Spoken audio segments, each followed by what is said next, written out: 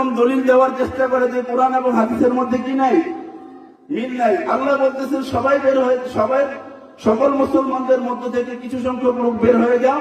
নবী বলতেছেন সকলের উপর ইলমে দ্বীন শিক্ষা করা ফরজ।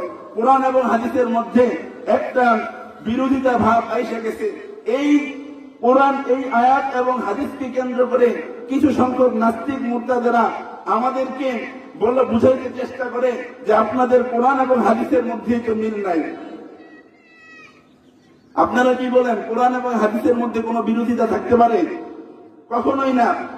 আল্লাহ নবী যা বলেন, আল্লাহ প্রদত্ত ইলম পাইয়া সেটা বলেন। মাওলানা হরগিজ না গুফতা তানা গুফতা মুস্তাফা,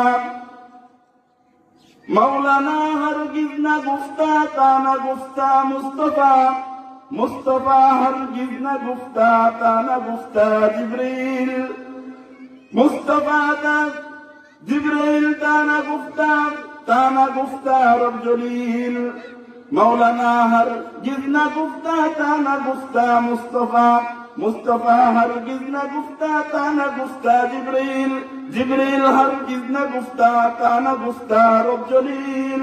বলে একজন আলেম দ্বীন ততক্ষণ পর্যন্ত কোনো কথা সঠিকভাবে বলে না যতক্ষণ পর্যন্ত সেই নবী মুহাম্মদ সাল্লাল্লাহু আলাইহি ওয়াসাল্লাম থেকে কিতাবের মাধ্যমে কোনো কথা জানতে না পারেন। আর নবী মুহাম্মদুর রাসূলুল্লাহ সাল্লাল্লাহু আলাইহি ওয়াসাল্লাম ততক্ষণ পর্যন্ত কোনো কথা আল্লাহর পক্ষ থেকে কোনো কথা বলতেন না যতক্ষণ পর্যন্ত আল্লাহ তাআলা জিবরিল মাধ্যম নবীজিকে না জানাইতেন। আর জিবরিল আলাইহিস সালাতু ওয়াস সালাম ততক্ষণ পর্যন্ত কোনো কথা বলতেন না যতক্ষণ পর্যন্ত আল্লাহ তাআলা জিবরিল আলাইহিস সালাতু ওয়াস সালামকে না জানাইতেন। তাইলে আমরা কি বুঝতে পারলাম যে আল্লাহ তাআলা যেহেতু নবীজি বলছেন, এই কথাটা কার কথা? আল্লাহ পাকের কথা, ঠিক না ভাই? তাহলে হাদিস আর কোরআনের মধ্যে কোনো পার্থক্য থাকতে পারে না। আমরা যদি আপনাদেরকে আমি যদি একটু সহজ করে বলি তাহলে আপনারা বুঝতে পারবেন।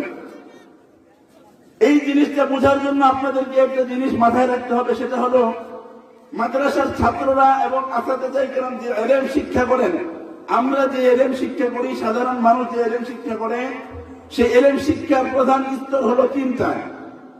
কয়টা? ইলম শিক্ষার প্রধান স্তর হলো তিনটা। এক নাম্বার হলো প্রাথমিক স্তর, প্রাথমিক স্তরের ইলমে দ্বীন শিক্ষা করা। দুই নাম্বার হলো মাধ্যমিক স্তরের ইলমে দ্বীন শিক্ষা করা। তিন নাম্বার হলো